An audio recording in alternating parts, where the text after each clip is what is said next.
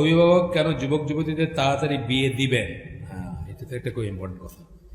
কেন দিবেন এটার সিম্পল কথা, এইখানে যতজন আছেন পুরুষ মানুষ না সবাই সবাই আল্লাহর নামে শপথ করে বলতে পারেন যে জীবনে কোনো কি বলবো কবিরা গুনাহ করেন নাই, যেটাকে গোপন গুনাহ বলি আমরা। একজনও বলতে পারবেন? যদি না বলতে পারেন তাহলে সেটার দায়িত্ব কে নিবে? দায়িত্ব কে নিবে? আপনার বাবা মা না আপনি নিবেন? প্রশ্ন আসে না এখানে? বাবা মার আন্ডারে যতদিন ছিলেন, তাদের মতো যতদিন চলছেন, তাদের উপর বর্তাবে, পরেরটা আপনার উপর বর্তাবে। এই কারণেই আমরা বিয়ে দিব। আসলে আগে এই কারণেই বিয়ে দিব যে আমি আমার 15 বছরের নাতিকে বলছি, 15 বছর বললাম না, তাকে বলছি যে তোর বাপ যদি না চায়, তুই যদি চাস তুই আমার কাছে চলে আসিস, আমি তোর বিয়ের ব্যবস্থা করব এবং তোর এবং তোর বউয়ের খাওয়ার ব্যবস্থা করবো ইনশাল্লাহ, যতদিন আল্লাহ আমাকে দিছে। শুনতে খুব ওয়ের্ড লাগতেছে, তাই না?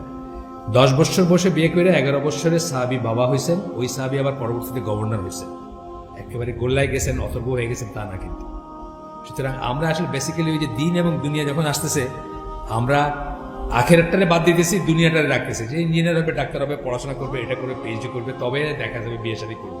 কিন্তু আমার আখেরাত তো শেষ হয়ে যেতেছে এখানে। আমি যে কালকের দিনটা বাঁচবো এটার তো কোনো ঠিক নেই।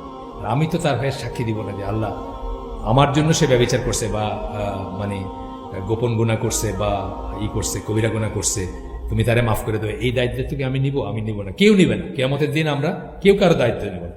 সুতরাং এটা যাদের সামান্যতম দিনের বুঝ আছে তাদের উচিত ছেলে মেয়েদের সাথে কথা বলা। ইয়েস, কোন ছেলের হয়তো 40 বছর বয়সে বিয়ার দরকার না হইতে পারে, কেউ ইমাম নওয়াবী বা ইবনে তাইমিয়া হইতে পারে যে তার জীবনেই বিয়ার দরকার নেই।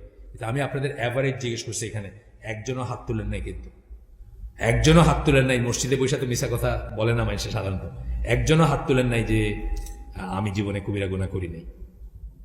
খুব সিরিয়াস ব্যাপার, কিন্তু খুব সিরিয়াস ব্যাপার, এটাকে লাইটলি নেওয়া উচিত না। আল্লাহ আমাদেরকে তৌফিক দেন। আমরা আজকে শেষ করে দিই এখানে। সুবহানাকা আল্লাহুম্মা বিহামদিকা আশহাদু আল্লা ইলাহা ইল্লা আনতা আস্তাগফিরুকা ওয়া আতুবু ইলাইক।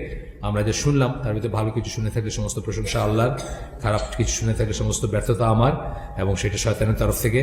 ভালো যেটুকু শুনছি সেটুকু নিয়ে আমরা চিন্তা করব। যদি ইমপ্লিমেন্ট করতে নাও পারি, যার ঘরে একটা 15 বছরের মেয়ে আছে বা 15 বছরের একটা ছেলে আছে, আমরা যদি একটু চিন্তা করি যে আমার ছেলেটা, এটা চোখ বুঝে থাকবো না। মানে কাক যেরকম কিছু নাকি লুকানোর সময় নিজের চোখ বুঝে লুকায়, মনে করে যে আমি যেহেতু দেখিনি আর কেউ দেখে নেই। সুতরাং আমরা যেন প্রিটেন্ড না করি যে আমার ছেলের এটা নাই, আমার মেয়ের এটা নাই, এরা সব ফুলের মতো পবিত্র, অন্যের ছেলে আর অন্যের মেয়ে খালি খারাপ কাজগুলো করে, এটা যেন আমরা প্রিটেন্ড না করি।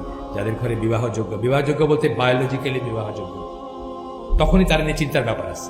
এখন সে যদি ইবনে তাইমিয়ার মতো হয়, ঠিক আছে, আরো 20 বছর পরে করুক বিয়ে। কিন্তু যদি না হয়, আর আজকের পরিবেশে আজকের জীবনে ইবনে তাইমিয়ার মতো হওয়া খুব ডিফিকাল্ট, তাই না? প্রত্যেকটা মোমেন্টে বোম্বার্ডমেন্ট হচ্ছে তার উপরে, গান, নাচ, সিনেমা, কি সব আছে না, মানে মোবাইল, তারপরে ট্যাব, প্রত্যেকটা মোমেন্টে তার এক্সাইট এবং ইনসাইট করা হচ্ছে টুয়ার্ডস ব্যাড থিংস। সেখানে আরো দরকার। এবং আমাদের দেশে তো প্যারেন্টাল গাইডেন্স আপনি দিতে পারেন এখন বিয়ে, একটা নিয়ম হয়েছে না যে আপনি চাইলে আপনি যদি রেসপন্সিবিলিটি নেন দিতে পারেন। ইংল্যান্ডে আছে 15 বছর বয়সে দিতে পারেন, আমাদের দেশে দিতে পারেন। আপনি অ্যাপ্লাই করবেন, যেখানে যার আপনার অ্যাডমিনিস্ট্রেশন তার কাছে অ্যাপ্লাই করবেন, ইউএনও হোক বা ম্যাজিস্ট্রেট হোক, বলবেন যে আমার ছেলে এরকম, তার বিয়ের দরকার, আমি রেসপন্সিবিলিটি নিব, আমি তাকে খাওয়াবো। কি হবে খাইলে? একটা এক্সট্রা প্লেট পড়বে ঘরে। আপনি কাজের মানুষ রাখেন না, মনে করলেন যে একটা এক্সট্রা প্লেটই তো পড়বে, আর কি? এই সময় তো আর বিয়ের গাড়ি বাড়ি হাতি ঘোড়ার দরকার নেই, একটা এক্সট্রা প্লেট পড়বে, দিবেন একটা এক্সট্রা প্লেট। এটা কি আমরা কি এত নাকি শেয়ার করে খাবো যদি হয়? মানে একেবারে খাওয়ার অভাব তো এখানে কারো নাই, আমি দেখতেছি।